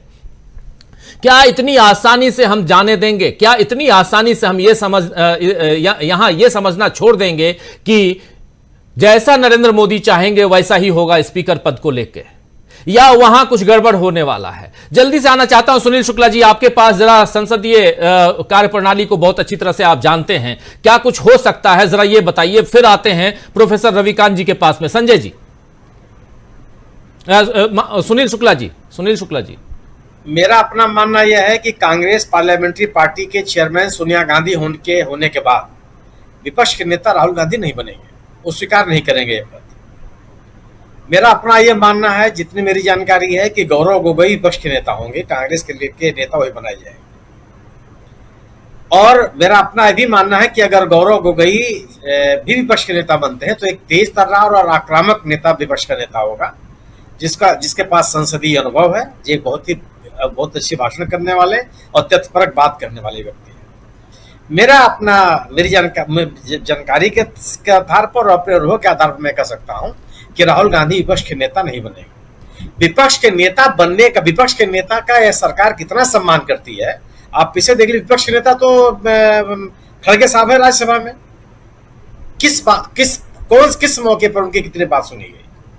यहाँ सबसे बड़ी पार्टी के नेता के रूप में अधीर रंजन चौधरी जब विभिन्न नियुक्ति समितियों में रहे हैं तो उसमें कितनी बात उनकी सुनी गई। राहुल गांधी की आवश्यकता इस समय सड़कों पर है, अभी भी सड़कों पर है। अभी 3 राज्यों की विधानसभाओं के चुनाव होने वाले हैं, हरियाणा, झारखंड और महाराष्ट्र, और तीनों राज्यों में इंडिया दल समूह की प्रतिष्ठा दांव पर है। और राहुल गांधी ने किसी पद पर रह करके नहीं, सड़कों पर निकल करके ही विपक्ष की विश्वसनीयता बनाई है, सड़कों पर निकल करके ही लोगों का विश्वास अर्जित किया है। और सड़क पर निकलना ही इस समय राहुल गांधी की जरूरत है। लोग उनको उसी निगाह से देखते हैं। उनकी प्रेजेंस, उनकी विजिबिलिटी बहुत ही आवश्यक है, खासतौर से संघर्ष करते हुए नेता के रूप में देखे जाने की। विपक्ष के नेता के रूप में जितनी बड़ी उनकी भूमिका होगी, उससे एक सामान्य सदस्य के रूप में भी उनकी भूमिका कम नहीं होती।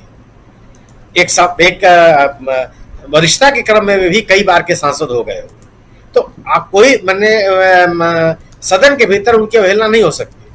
लेकिन अगर विपक्ष के नेता होते हैं तो फिर पार्टी उस परिवारवाद के आरोप से घिरेगी कि पद लेने के लिए, ऐसे पद जो अनायास दिए जा सकते हैं।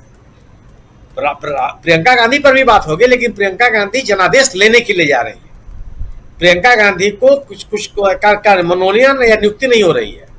पार्टी के सांसदों में की उपस्थिति में विधायक दल का नेता चुन लिया जाना, या संसदीय दल का नेता चुन लिया जाना, ये प्रतिपक्ष नेता चुन लिया जाना, एक फिर बीजेपी के टारगेट पे आएंगे और इससे बहुत लाभ नहीं होगा। राहुल गांधी को न तो राजनीतिक लाभ होगा, न कांग्रेस पार्टी को राजनीतिक लाभ होगा, न इंडिया दल समूह को कोई राजनीतिक लाभ होगा। राहुल गांधी की सदन में उपस्थिति ही कांग्रेस के भी लाभप्रद है और इंडिया दल समूह के लिए भी लाभप्रद है। रही बात लोकसभा अध्यक्ष के चुनाव की, लोकसभा अध्यक्ष में जो परंपरा है, जब गठबंधन की सरकारें रही हैं तो बड़ी पार्टी रही है उसके अपने अन्य सहयोगी दलों को विपक्ष अपना लोकसभा का अध्यक्ष बनाया। आप याद कीजिए, जब कांग्रेस समर्थन दे रही थी यूनाइटेड फ्रंट को, राजीव गांधी ने सरकार नहीं बनाई थी, यूनाइटेड फ्रंट ने सबसे बड़े दल कांग्रेस के नेता को संगमा साहब को अध्यक्ष बनाया। अब आप आगे आइए, जब एनडीए की सरकार बनी जिसमें अटल बिहारी वाजपेयी जी प्रधानमंत्री बने, उन्होंने टीडीपी के नेता को अपना अध्यक्ष बनाया और ये बाल योगी साहब उसमें अध्यक्ष बने रहे। इसके अलावा यूपीए की सरकार का जब कांग्रेस लीडरशिप में थी और वह कांग्रेस की सरकार चल रही थी वामपंथी दलों के सहयोग से, तो सोमनाथ चटर्जी को अध्यक्ष बनाया गया था, कांग्रेस के नेता अध्यक्ष नहीं बने। इसके बाद अगर आप 2009 में केवल एक ऐसा उदाहरण मिलता है जब यूपीए की सरकार थी और मीरा कुमार अध्यक्ष थे, कांग्रेस के नेता मीरा कुमार को अध्यक्ष बनाया गया था, लेकिन उस समय के तथ्य बताते हैं कि यूपीए का कोई भी सदस्य न तो इसका विरोध किया था और न अध्यक्ष बनने की मांग की थी। इसके अलावा अपने गठबंधन के सदस्यों के बीच एक विश्वास बनाए रखने के लिए, देश की जनता के बीच यह संदेश देने के लिए कि गठबंधन के सदस्यों के बीच में एक सहमति है, एक व्यवहारिक और प्रशासनिक समझ है, जिससे वह आपसी समझदारी के साथ देश को आगे ले जाना चाहते हैं। गठबंधन के व्यक्तियों को अगर आप लोकसभा अध्यक्ष बनाते हैं तो यह संदेश जाता है और यह जिम्मेदारी अब बीजेपी की है कि वह लोगों को क्या संदेश देना चाहती है। अगर वो अपना अध्यक्ष अभी बनाने की कोशिश करती है तो गोया कि उसको अपने सहयोगी दलों पर विश्वास नहीं है, गोया कि उसको इस बात का अंदेशा है कि उसके सहयोगी दल अपना समर्थन वापस ले सकते हैं। ये साफ संदेश जाएगा अगर आप लोकसभा अध्यक्ष का पद छोड़ने के लिए तैयार नहीं है, क्योंकि लोकसभा के अध्यक्ष पद के छोड़ने का मतलब कि सरकार के कामकाज को अपने अनुकूल चलाने की कोशिश, उसमें सहमति का वह स्थान नहीं रह जाता, विमर्श का वह स्थान नहीं रह जाता जब आपके सहयोगी दल का कोई व्यक्ति लोकसभा का अध्यक्ष होता है। अगर ये उपाध्यक्ष टीडीपी का बनाना चाहते हैं तो सत्तारूढ़ दल का हुआ। टीडीपी कोई ऐसा दल नहीं है जो बाद में समर्थन देने के लिए आया या चुनाव के बाद जिससे बीजेपी का संबंध गठबंधन हुआ हो। टीडीपी आंध्र प्रदेश में विधानसभा चुनाव के दौरान भारतीय जनता पार्टी के साथ गठबंधन में आ चुका था, इसलिए वह सत्तारूढ़ दल का सहयोगी है। वह ऐसा नहीं है कि बाहर से समर्थन दे रहा हो या चुनाव के बाद वह बीजेपी के समर्थन में उतरा हो। तो वह टीडीपी को चाहे जेडीयू को अगर विधानसभा उपाध्यक्ष का पद दिया जाता है तो वह उस परंपरा का निर्वहन नहीं होगा जो विपक्ष को दिए जाने की परंपरा है। हालांकि भारतीय जनता पार्टी के लोग नैतिकता और परंपरा पर कितना विश्वास करते हैं वो हमारे आपके सामने है, लेकिन ये जरूर है कि लोकसभा अध्यक्ष पद को लेकर के इंडिया दल समूह को एक दावेदारी प्रस्तुत करनी चाहिए, अपना दावा रखना चाहिए, और अगर टीडीपी अपना उम्मीदवार उतारता है तो उनके पीछे खड़ा होना चाहिए, और नहीं तो अपना उम्मीदवार भी लड़ा करके कम से कम देश के लोगों को यह संदेश देने की कोशिश करनी चाहिए कि हाँ, इस सरकार से जो जूझने संघर्ष करने का अभियान लेकर के इंडिया दल समूह चला है वह अभी भी बहुमत न प्राप्त होने के बावजूद अपने दावेदारी या अपने संघर्ष की जो संकल्प है उससे पीछे नहीं है। और यह जो चुनाव होगा मुझे लगता है कि ये सरकार के लिए भी एक चुनौती होगी कि इंडिया दल समूह अपने को इंडिया के सहयोगियों को अपने खेमे में लाने के लिए लगातार प्रयासरत है। जी बिल्कुल बिल्कुल लगातार प्रयासरत है एनडीए के समूह यानी जो घटक दल हैं उनमें से कुछ को इधर लाने के लिए, और ये दिखाई भी देता है। एक बहुत बड़ी बात आप कह रहे थे कि शायद राहुल गांधी नेता प्रतिपक्ष का पद न रखें अपने पास और गौरव गोगोई को वो पद दिया जाए, ये भी हो सकता है।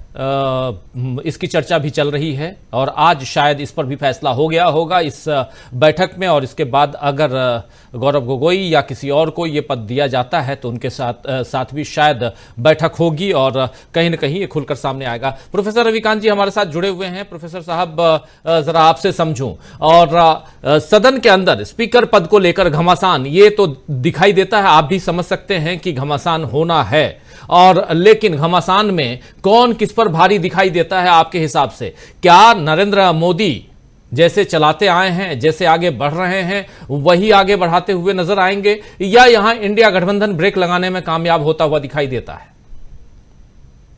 नरेंद्र मोदी जी चाहते तो वही है कि जैसे उन्होंने 2 कार्यकाल में सरकारी है वैसे ही वो चलाएं, लेकिन इस बार परिस्थितियां अलग हैं। पहले तो 2 बैसाखियों के सहारे ये सरकार है। नीतीश कुमार और चंद्रबाबू नायडू के साथ जो मंत्रिमंडल के विभागों के बंटवारे के समय किया गया, जाहिर तौर पर कि वो बिहार के लोगों को भी ठीक नहीं लगा है और चंद्रबाबू नायडू भी बहुत खुश नहीं। तो पहले अभी आना है बिहार से। नीतीश 19 तारीख को नरेंद्र मोदी के साथ होंगे कि नहीं होंगे, इसको लेकर के भी अभी असमंजस है। दरअसल 19 तारीख को नालंदा जा रहे हैं नरेंद्र मोदी और वहां पर नीतीश कुमार अगर नहीं पहुंचते हैं तो आप समझिएगा कि बिहार से कुछ खेला होने जा रहा है, सब कुछ ठीक नहीं है। नंबर 2, स्पीकर के पद के लिए जो चर्चा हो रही है, भले ही टीडीपी की तरफ से ये कह दिया गया हो और यहां तक कि जेडीयू की तरफ से भी कह दिया गया है कि आप बनाइए, लेकिन वो आशंका जो हम लोग भी व्यक्त कर रहे हैं, ऐसा नहीं है कि चंद्रबाबू नायडू और नीतीश कुमार को नहीं मालूम होगा। जिस तरह से उन्होंने महाराष्ट्र में शिवसेना को तोड़ा या किसी भी राज्य में और किसी के साथ भी वो रहे हों गठबंधन में, उन्होंने हमेशा दूसरी पार्टियों को कमजोर किया, क्षेत्रीय दलों को हमेशा कमजोर किया, बीजेपी चाहती। तो निश्चित रूप से उनके ध्यान में ये बात होगी, लेकिन बहुत बारीकी के साथ मुझे लगता है कि ये दोनों दल काम कर रहे हैं। वो चाहते हैं कि थोड़ा सा समय गुजर जाए और उसके बाद कोई कदम उठाया जाए। अभी ये हनीमून पीरियड है और इसमें 26 तारीख को ही सबसे बड़ा झटका लगने वाला है सरकार को, स्पीकर वाले मामले में, और उसमें अभी कोई पत्ते नहीं खोले हैं, ना नीतीश कुमार ने और ना ही चंद्रबाबू नायडू ने। लेकिन मुझे ऐसे लगता है कि इस पर कोई ना कोई खेल जरूर होगा। अगर ओम बिरला को फिर से स्पीकर बनाने की कोशिश नरेंद्र मोदी करेंगे तो मुझे लगता है कि इस पे रिएक्शन होगा। हाँ, डी पुरंदेश्वरी वाला जो कार्ड है बीजेपी का, वो कामयाब हो सकता है, लेकिन ओम बिरला तो नहीं चलेंगे, क्योंकि ओम बिरला ने पिछले लोकसभा में जो किया, संसद में जो किया कि आपने सबके माइक बंद कर दिए, लोगों को बाहर कर दिया, बहस नहीं हो सकी, जो बयानबाजी हो रही है, जो बहस हो रही है, उसको आप सिलेक्टिवली निकाल दे रहे हैं बहस से। ये सारी चीजें इस बार नहीं होनी है। और आप भाषा देख लीजिए नरेंद्र मोदी की कि, और इधर आप परिधान देख लीजिए, मोदी जी का तो परिधान ही चेंज हो गया। पहले दिन में 3-4 बार वो ड्रेस बदलते थे, इस बार नहीं बदल रहे। तो इसको क्या एनडीए का असर माना जाए या मोदी जी का हृदय परिवर्तन हो गया है? अचानक उन्हें लगा हो कि देश में गरीबी बढ़ रही है, धन्ना सेठ और ज्यादा अरबपति होते चले जा रहे हैं, लेकिन ऐसा नहीं है। दरअसल ये असर वही है कि अब प्रधानमंत्री को फूंक फूंक करके कदम रखना होगा। इतना आसान नहीं होगा कि आप वहां पार्लियामेंट के भीतर कहें कि एक अकेला सब पर भारी है और सब हम कर ले जाएंगे और विपक्ष को सुना भी नहीं जाएगा। इस बार विपक्ष बोलेगा भी, घेरेगा भी, और स्पीकर वाले इशू पर भी कहीं ना कहीं कुछ तो होना है। वो 26 तारीख को हम लोग देखें। जी, 26 तारीख को कुछ ना कुछ तो होगा और इसकी आशंका कई लोगों को है। जरा आपसे भी समझना चाहता हूं डॉक्टर प्रकाश हिंदुस्तानी जी आपसे कि आप कैसे देखते हैं और क्या ये इतिहास रचेंगे नरेंद्र मोदी अपने हिसाब से काम करते हुए और स्पीकर पद पे भी अपने ही किसी कैंडिडेट को, और खासकर उसमें सबसे ऊपर नाम चल रहा है ओम बिरला का, उनको बैठाएंगे, या ये सरकार जो है, क्योंकि देखिए 2002 से लेके अभी तक नरेंद्र मोदी कभी भी कॉलिशन की गवर्नमेंट को चलाने का नहीं चलाया, नहीं उनका अनुभव है। और वैसे में अभी जो पिछले 10 दिनों से 15 दिनों से दिखाई दे रहा है उसमें साफ साफ 15 नहीं बल्कि 9 तारीख के बाद आज 17 तारीख है, और इतने दिनों में मतलब 8 दिनों में, एक सप्ताह में जो दिखाई दे रहा है वो यही दिख रहा है कि मोदी जी अभी तक उसी अंदाज में काम कर रहे हैं जिस अंदाज में वो पिछले 22-23 साल से काम करते आए हैं। लेकिन क्या यहाँ पर टीडीपी, जेडीयू, शिवसेना, शिंदे गुट, अजित पवार गुट और भी ऐसे कई छोटे छोटे जो दल हैं, ये सब शांत बैठेंगे? क्या तलवार की धार पर नहीं चल रहे हैं नरेंद्र मोदी? और क्या लोकसभा स्पीकर का पद अगर अपने हिसाब से करते हैं, लेते हैं, तो आगे इंडिया गठबंधन शांत बैठेगा? प्रकाश जी। मोदी जी के सामने बहुत ज्यादा चुनौती इसलिए है कि एक तो मजबूत प्रतिपक्ष है और दूसरी बात, उन्हें पार्टी के भीतर ही बहुत ज्यादा चुनौतियां मिल रही है। आप देखिए किस तरह की घटनाएं हो रही है, मंत्री पद को लेकर झगड़े हो रहे हैं और वो चाहेंगे कि स्पीकर पद पर ऐसा व्यक्ति बैठे जो उनकी सत्ता को आगे कंटिन्यू करे। गृह मंत्री, विदेश मंत्री, वित्त मंत्री, प्रधानमंत्री, वो तो वही पुराने वाले उन्होंने रिपीट किए। चाहेंगे कि ओम बिरला रिपीट हों, लेकिन जिस तरीके से इंडिया गठबंधन ने टीडीपी के नेता को कहा कि इशारा किया कि अगर वे कोई उम्मीदवार खड़ा करते हैं तो इंडिया गठबंधन सपोर्ट करेगा, यानी अब मोदी जी के लिए बातें उतनी आसान नहीं है। अब जीतन राम मांझी कह गए हैं, नाराजगी व्यक्त कर गए कि मैंने तो अपना माथा कूट लिया जब मुझे एमएसएमई विभाग दिया गया, ये क्या विभाग दे दिया, झुंझुना दे दिया। मध्य प्रदेश में फग्गन सिंह कुलस्ते 7 बार के सांसद, मंत्री का पद ठुकरा चुके, बोले मैं 7 बार का सांसद हूं, फिर राज्य मंत्री क्यों बनूंगा, और वो बयान दिए उन्होंने। तो ये बातें क्षण क्षण के बाहर आ रही है कि बीजेपी के जो नेता, जो सांसद हैं, मंत्री हैं, वे मोदी से बहुत खुश नहीं हैं और इसलिए मोदी की चिंता परेशानी ज्यादा है और वो चाहेंगे कि स्पीकर कोई ऐसा व्यक्ति हो जो उनके ढर्रे पे काम करे, उनके इशारे पे काम करे, उसका कोई स्वतंत्र व्यक्तित्व न हो और वो संसदीय मर्यादाओं के बजाय बीजेपी की मर्यादाओं का ध्यान रखे और वो भी संघ की शपथ ले कि मैं देश की एकता, अखंडता अक्षुण्ण रखूंगा, और उसके लिए संघ का मतलब वो आरएसएस, राष्ट्रीय स्वयंसेवक संघ। तो ये सारी चुनौतियां अभी बीजेपी की सरकार के सामने है कि वो किस तरीके से स्पीकर के पद पे अपने मनचाहे व्यक्ति को बिठाए, किस तरह से विपक्ष को डिफेम करे, क्योंकि अब उसके पास, बीजेपी के पास विपक्ष को गाली देने के लिए, विपक्ष को बदनाम करने के लिए कोई मुद्दा बचा ही नहीं, क्योंकि लोगों ने बता दिया कि हम बीजेपी को पसंद नहीं करते, तो उनकी दशा खराब हो रही है। और जिस तरह से दिग्गज हारे और जीतने वाले लोग जिस तरह से नाराजगी व्यक्त कर रहे हैं कि वो लगता है कि उनकी सरकार बड़ी घबराहट में है, प्रधानमंत्री के वो जलवे तो नहीं है जो अब तक 10 साल तक रहे। और आपने कहा बिल्कुल सही कि 2002 से अब तक 22 साल तक वो अपने मनमर्जी का ही काम करते रहे, तो उनके लिए मुश्किल होगा। और यही मुश्किल है जो उन्हें अगले 5 साल तक का कार्यकाल पूरा नहीं करने देगी, क्योंकि यहाँ न केवल मजबूत प्रतिपक्ष है बल्कि पार्टी के भीतर भी एक प्रतिपक्ष है।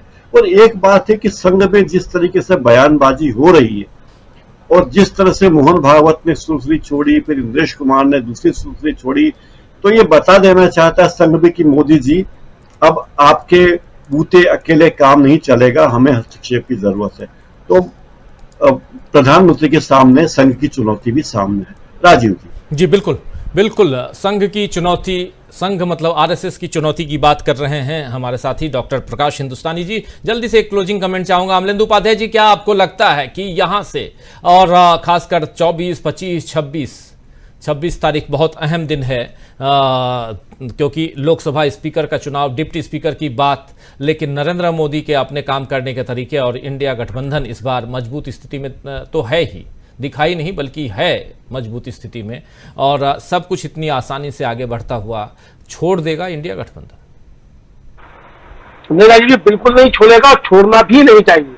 और अगर सहमति नहीं बनती है टीजीपी के स्पीकर पद को लेकर के और इंडिया गठबंधन के लोकसभा उपाध्यक्ष पद को लेकर के, तो फिर इंडिया गठबंधन को दोनों पदों पर अपने प्रत्याशी निश्चित तौर पर उतारने चाहिए। और मुझे लगता है इसकी तैयारी हो भी रही होगी। हो सकता है कि टीजीपी से किसी सूत्रों के जरिए बातचीत हो रही हो कि बीजेपी नहीं दे रही है तो आप अपना प्रत्याशी उतारिए, हम आपको समर्थन देंगे। और अगर ये प्रस्ताव आता है, खुलकर ये प्रस्ताव आता है, तो टीजीपी के सामने भी फिर ये कहा जाएगा, एक प्रकार दुविधा वाली स्थिति होगी कि वो ये स्वीकार करती है कि नहीं करती है टीजीपी। मुझे लगता है कि टीजीपी को ये स्वीकार करना पड़ेगा, क्योंकि टीजीपी की ये पुरानी मांग रही है लोकसभा स्पीकर की, और जब वो किसी गठबंधन में रहते हैं तो लोकसभा स्पीकर अपना रखते हैं। जीएमसी बाली होगी, उनके पहले भी रह चुके हैं लोकसभा के अध्यक्ष, तो कुल मिलाकर के जब जीएमसी बाली होगी तो मुझे लगता है शायद पहली बार ही उस समय सांसद चुने गए थे और जिस समय उनको लोकसभा स्पीकर बनाया गया था। तो वो पहली और दूसरी बार का मसला नहीं है। कुल मिलाकर के बात यह है कि जो संसदीय परंपराएं हैं और मर्यादाएं हैं, और खासतौर से जिस तरीके से संसद को चलाने की जिम्मेदारी सत्ता पक्ष की होती है, तो क्या सत्ता पक्ष अभी भी जो है वो विपक्ष के साथ टकराव की स्थिति रखना चाहता है। अगर ये स्पीकर का पद अपने टीडीपी को नहीं दिया जा रहा है और लोकसभा उपाध्यक्ष का पद अगर इंडिया गठबंधन को नहीं दिया जा रहा है, तो राजीव जी साफ तौर पर समझा जाएगा कि नरेंद्र मोदी जो है वो लगातार विपक्ष के साथ टकराव की स्थिति चाहते हैं। तो इस टकराव की स्थिति क्या नरेंद्र मोदी के लिए बहुत फायदेमंद साबित होगी? अब ये नरेंद्र मोदी को तय करना राजीव जी। अगर ऐसी स्थिति बनती है तो फिर पूरी संसद जो है, जब तक ये सरकार रहेगी, चाहे वो 1 दिन चले या 2 दिन चले, संसद तो कम से कम नहीं चल पाएगी। सरकार हो सकता है चल जाए, लेकिन संसद नहीं चल पाएगी। इसको अच्छे तरीके से समझा जा सकता है, क्योंकि अगर ओम बिरला साहब का नाम आता है तो माइक बार बंद होगा, जैसा कि प्रशांत जी ने कहा कि उनको मालूम हो गया है कि माइक का स्विच कहाँ है। तो अब वो माइक का स्विच अगर उनको मालूम हो जाए, दूसरे लोगों को भी मालूम हो गया है, मालूम है उनको 5 साल उनको मालूम है। हाँ, 5 साल तक वही चीज। लेकिन राजीव जब दूसरे लोग जो इतनी ताकत में आ गए हैं कि उनको भी मालूम हो गया कि मोदी जी जब बोलने खड़े होंगे तो माइक कहां से बंद हो सकता है। मतलब ये कि मोदी जी जब बोलने के लिए खड़े होंगे तो माइक को किस तरीके से मोदी जी को जो है बोलने से रोका जाए, ये लोगों को मालूम है। ताकत इतनी ज्यादा है, तो इस ताकत के सामने अगर नरेंद्र मोदी चाहते हैं कि टकराव की स्थिति बने तो ठीक है, टकराव की स्थिति होगी। अब जिस तरीके से राजीव जी जो मानसून सत्र बुलाया गया है, मुझे लगता है कि यहाँ 70 सालों में सबसे कम अवधि का मानसून सत्र बुलाया गया है।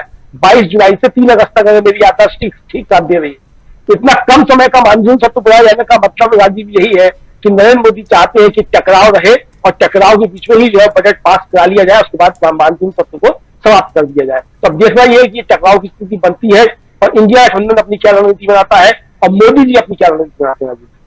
बिल्कुल बिल्कुल सही आप कह रहे हैं। रणनीति पे ही काम अभी चल रहा है, वो दिखाई देता है। और उसमें भी इंडिया गठबंधन की आने वाले समय में मीटिंग हम देखेंगे और उसके साथ साथ बहुत कुछ 24 तारीख से हम देखेंगे, जिस दिन मतलब अगले सोमवार से बहुत कुछ होना है। और उससे पहले ये सप्ताह पूरा का पूरा रणनीतियों पे ही जा रहा है।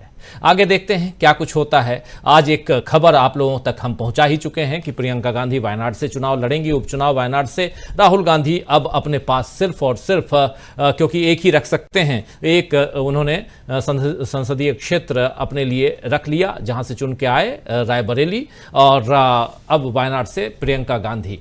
लेकिन यहां से एक कहानी दूसरी शुरू होती है और वो कहानी है कि सदन के अंदर नेता कौन होगा और सदन में जो अध्यक्ष का पद है यानी स्पीकर का पद, उस आसंदी पर कौन बैठेगा।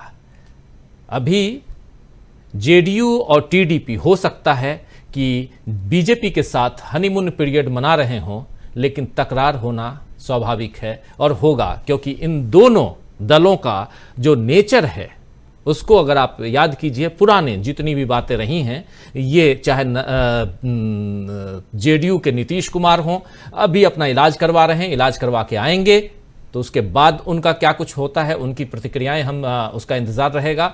और टीडीपी को तो आप लोग कई बार देख चुके हैं, चंद्रबाबू नायडू को भी पलटते आपने देखा है और पलटते बहुत अच्छी तरह से आपने नीतीश कुमार को देखा है।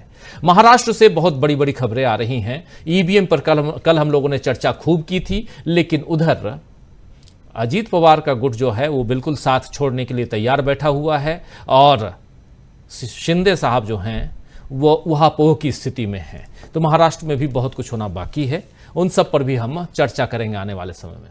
बहुत बहुत शुक्रिया अदा करता हूं अमलेंदु जी आपका, डॉक्टर प्रकाश हिंदुस्तानी जी, प्रशांत टंडन जी, प्रोफेसर रविकांत जी और सुनील शुक्ला जी। आप आशा है ये कार्यक्रम आपको पसंद आया होगा। इस वीडियो को ज़्यादा से ज़्यादा शेयर करें, लाइक करें और कमेंट करके बताएं आपकी राय क्या है। और अगर आपने हमारा यूट्यूब चैनल अभी तक सब्सक्राइब नहीं किया है तो तुरंत इसको सब्सक्राइब कर लीजिए और बेल आइकन भी दबा दीजिएगा, ताकि अगली जब वीडियो अपलोड हो तो आपके पास इसका नोटिफिकेशन पहुंच सके। और अगर आपने हमारा फेसबुक पेज फॉलो नहीं किया है, फेसबुक पेज को भी फॉलो करें। धन्यवाद।